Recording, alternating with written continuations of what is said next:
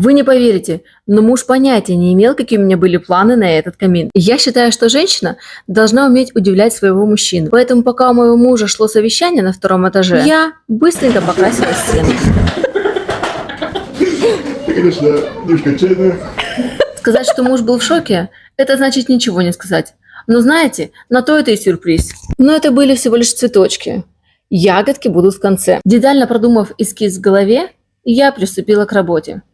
Как всегда, без карандаша, без предварительной наметки, сразу кисть, сразу краски. К счастью, акрил прощает вам все. В любой момент вы просто можете закатать стену, и никто даже не узнает, что там что-то было. Думаю, что нашумевшая история с квадратом Малевича – это именно тот случай. Честно говоря, мне давно хотелось добавить какой-то аутентичности в наш интерьер, но все как-то не решалось. И с появлением 6-го ребенка в нашей семье моя позиция изменилась. Я подумала, да что уж там, бахнем чего-нибудь этакого. Так родилась идея сначала сделать яркую стену акцентную, а потом уже расписать камин. Этот дом муж купил почти 3 года назад. 2 года мы с ним вместе живем в нем. Нашей новой семьей. У нас 6 детей и собака. И знаете, это первое место, в котором я себя чувствую как дома. Настоящий дом. Наверное, именно поэтому я здесь творю и вытворяю все, что хочу. Сейчас сложно представить, но всего 4 года назад я жила с 3 детьми в съемной однокомнатной квартире и даже представить не могла, что когда-то у меня появится такой большой дом и нас станет в 2 раза больше. Но это немножко другая история, о ней я как-нибудь расскажу в другой раз. А сейчас я немножечко помолчу, а вы насладитесь процессом рисования. Но я скоро вернусь.